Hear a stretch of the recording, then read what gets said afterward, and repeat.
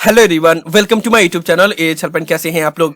आज यूजीसी की तरफ से एग्जाम को लेकर एक बहुत इंपॉर्टेंट नोटिस रिलीज किया गया, जिसमें यह बताया गया कि एग्जाम कैसे कंडक्ट करवाए जाएंगे, सीटिंग अरेंजमेंट क्या होगा और क्या क्या रूल्स एंड रेगुलेशन फॉलो करने होंगे इंस्टीट्यूशन को अगर एग्जाम कंडक्ट किया जा रहा है। तो इसी के बारे में हम लोग डिटेल में बात करेंगे इस वीडियो में। आप लोग वीडियो को ध्यान से और कंप्लीट जरूर देख लीजिएगा। वीडियो पसंद आए तो वीडियो को लाइक करना बिल्कुल मत भूलिएगा और इसी तरह से ट्रस्टेड ऑथेंटिक इन्फॉर्मेशन पाने के लिए मेक श्योर आप लोग चैनल को जरूर सब्सक्राइब कर ले। और किसी भी तरह के डाउट के लिए आप लोग मुझे कभी भी कॉल करके अपना डाउट क्लियर कर सकते हो। ज्यादा इन्फॉर्मेशन के लिए ऊपर कार्ड में दिया वीडियो का लिंक चेक करें, उससे आपको समझ में आ जाएगा।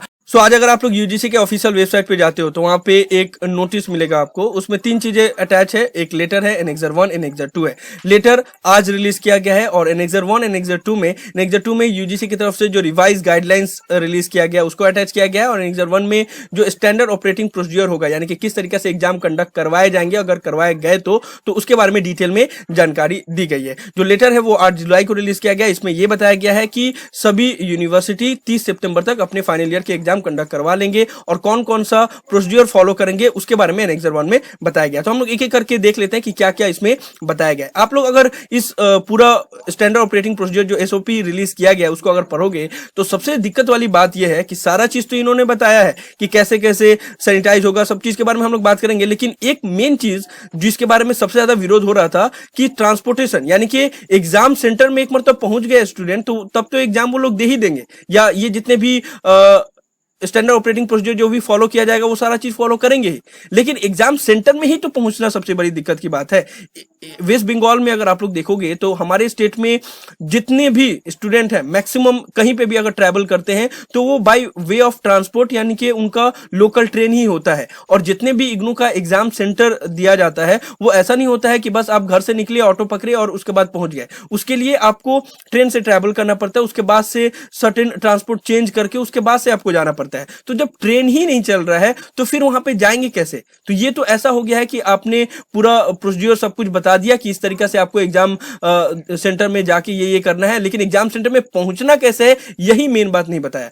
12 अगस्त तक तो सभी ट्रेन कैंसिल है, तो फिर स्टूडेंट एग्जाम सेंटर पे पहुंचेंगे कैसे, इसके बारे में कोई भी जानकारी नहीं दी गई है। फिर भी एनेक्सर 1 में जो भी इंपॉर्टेंट बातें बताई गई है और जो भी स्टैंडर्ड ऑपरेटिंग प्रोसीजर फॉलो करने के लिए सभी इंस्टीट्यूशन को और सभी एग्जाम सेंटर को बोला गया है उसको मैं एक एक करके बता दे रहा हूं, आप लोग ध्यान से सुन लेना। सबसे पहला पॉइंट में ही बोला गया है कि फाइनल ईयर के एग्जाम कंपल्सरी कंडक्ट करवाने ही के लिए as per the UGC guideline, जो कि 6 जुलाई को रिलीज किया गया था। हालांकि इस के ऊपर ऑलरेडी जब से ये गाइडलाइंस रिलीज किया गया ऑलरेडी विरोध हो रहा है बहुत से स्टेट गवर्नमेंट की तरफ से, क्योंकि बहुत से स्टेट गवर्नमेंट ने ऑलरेडी फाइनल ईयर के एग्जाम को कैंसिल कर दिए थे, जिसमें सबसे पहले स्टेट महाराष्ट्र गवर्नमेंट था। ठीक है, ट्विटर पे भी इसके खिलाफ विरोध चल रहा है और अभी से नो टू यूजीसी गाइडलाइंस ये ट्रेंड पे चल रहा है ट्विटर पे। आप लोग इसके ऊपर भी जरूर ट्वीट करना, लिंक डिस्क्रिप्शन में दिया हुआ है। दूसरा पॉइंट में बोला गया है कि सभी यूनिवर्सिटी को 30 सितंबर तक एग्जाम कंडक्ट करवा लेने के लिए फाइनल ईयर के। ठीक है, उसके बाद से जब एग्जाम कंडक्ट होगा तो कौन कौन सा स्टैंडर्ड ऑपरेटिंग प्रोसीजर फॉलो करना होगा उसके बारे में मैं बता दे रहा हूं आप लोग को। उसका जो मेन पॉइंट है, जो मेन बातें बताई गई है उसी को मैं बता दे रहा हूं। ठीक है, टोटल 30 पॉइंट है, उसमें से 2 नंबर पॉइंट बहुत इंपॉर्टेंट है। ऐसे जितने भी एग्जाम सेंटर हैं जो कंटेनमेंट जोन के अंडर में आते हैं या फिर जहां पे मूवमेंट अलाउ नहीं है, रिस्ट्रिक्शन है, वहां पे इन्विजिलेटर और जो एग्जाम कंडक्ट करवाने में जो भी स्टाफ इन्वॉल्व होंगे वो कैसे मूवमेंट करेंगे, तो उसके लिए स्टेट गवर्नमेंट को बोला गया है कि आप लोकल अथॉरिटी के द्वारा मूवमेंट पास इशू कर दे ताकि उनको कोई भी प्रॉब्लम ना हो। तीसरा नंबर जो पॉइंट है वो भी इंपॉर्टेंट है, जितने भी एग्जाम सेंटर होंगे उन सबको सैनिटाइज किया जाएगा, डिसइंफेक्ट किया जाएगा, यानी कि फ्लोर से लेके वॉल से लेके डोर से लेके गेट्स तक सबको डिसइंफेक्ट किया जाएगा। सभी स्टूडेंट को मास्क और ग्लव्स पहनना कंपल्सरी बोला गया है। जितने भी स्टाफ होंगे वो भी मास्क और ग्लव्स कंपल्सरी पहनेंगे। उसके बाद से जब एंट्री होगा, जितने भी स्टूडेंट का एग्जाम सेंटर में एंट्री होगा तो एंट्री गेट पे ही सैनिटाइजर बोतल दिया जाएगा जिससे आप लोग हाथ को सैनिटाइज कर सकते हैं। उसके बाद से एंट्री पॉइंट और एग्जिट पॉइंट में जो भीड़ हो जाता है, बहुत ज्यादा क्राउडिंग हो जाता है, तो उसको संभालने के लिए जितने भी सीनियर स्टाफ है उनको बोला गया है कि आप उसको मैनेज करें ताकि सोशल डिस्टेंसिंग बरकरार रहे। जितने भी वॉशरूम होंगे सबको क्लीन डिसइंफेक्ट किया जाना चाहिए। जितने भी डोर होंगे, हैंडल होंगे, स्टेयरकेस होंगे, सभी चीज को डिसइंफेक्ट करने के लिए बोला गया है। साथ ही साथ जो 12 नंबर जो पॉइंट है वो बहुत इंपॉर्टेंट है, वो ये है कि जितने भी स्टाफ हैं स्टाफ का वेरिफिकेशन करना कंपलसरी है और उनको सेल्फ डिक्लेरेशन करना होगा, ताकि अगर मान लीजिए उनको कोई भी हेल्थ इशू हो और बाद में पता चले कि उनको कोविड-19 था या ऐसा कोई इशू था तो उनको ट्रैक किया जा सके। और थर्मोगन जो टेम्परेचर चेक करने के लिए होता है उससे सभी स्टाफ को एंट्री पॉइंट पे ही चेक किया जाएगा कि उनका टेम्परेचर हाई है या नहीं, उस चीज के बारे में पूरा चेक किया जाएगा। हर एक एग्जाम सेंटर पे इसको फॉलो किया जाएगा। और जितने भी एग्जाम फंक्शनरी है यानी कि जितने भी इन्विजिलेटर होंगे सभी को मास्क और ग्लव्स पूरा टाइम पहनना ही होगा, ये चीज बोला गया है। उसके बाद से आरोग्य सेतु ऐप को इंस्टॉल करने के लिए बोला गया है। हालांकि यहाँ पे मे भी एडवाइस बोला गया है, लेकिन सभी स्टूडेंट को करना ही होगा, क्योंकि अभी कहीं पे भी जाओगे तो आरोग्य सेतु ऐप को कंपलसरी ही माना जाता है। उसके बाद से जो इंपॉर्टेंट पॉइंट है वो ये है कि जितने भी एग्जामिनेशन सेंटर है वहां पे thermal scanner, sanitiser, face mask, hand glove हर एक एंट्री पॉइंट और एग्जिट पॉइंट पे होना चाहिए, और रिसेप्शन एरिया पे भी ये सभी चीज होना चाहिए। उसके बाद से जो इंपॉर्टेंट पॉइंट है वो ये है कि जब आप लोग एंट्री करते हो एग्जामिनेशन सेंटर में तो वहां पे बहुत ज्यादा क्राउडेड हो जाता है, तो उसमें बोला गया है कि 2 स्टूडेंट के बीच में कम से कम 2 मीटर का डिस्टेंस होना चाहिए, वहां पे सोशल डिस्टेंस को फॉलो करना चाहिए। हालांकि इतनी सारी बातें बताई गई है, लेकिन उसमें से कितना फॉलो होता है और कितना इंप्लीमेंट होता है वो देखने वाली बात होती है, क्योंकि कथनी और करनी में बहुत फर्क है। यहाँ पे नोटिफिकेशन तो जारी कर दिया गया है, लेकिन इंप्लीमेंट कितना हो रहा है वो ज्यादा इंपॉर्टेंट है। ठीक है, उसके बाद से 23 नंबर पॉइंट में बहुत इंपॉर्टेंट है वो ये है कि अगर किसी स्टूडेंट का एग्जामिनेशन के दिन फीवर है या कफ है या कोल्ड है तो उनको किसी और रूम में बैठा के एग्जाम देने के लिए बोला गया है, और या तो अगर वो भी पॉसिबल नहीं है तो फिर उनको एक और चांस दिया जाएगा, नेक्स्ट डे वो आके एग्जाम दे सकते हैं। लेकिन यहाँ पे तो दिक्कत वाली भी बात है कि अगर मान लो कोई स्टूडेंट MT2 का एग्जाम देने जा रहा है सपोज, और उस दिन उसका फीवर है या कोई भी इशू है, तो वो उस दिन एग्जाम अगर नहीं दे पाए तो नेक्स्ट दिन में फिर उसी पेपर पे कैसे एग्जाम दे पाएगा। तो उसके लिए मे भी हो सके तो स्पेशल अरेंजमेंट किया जाएगा, उसके बारे में अभी कोई जिक्र नहीं किया गया है।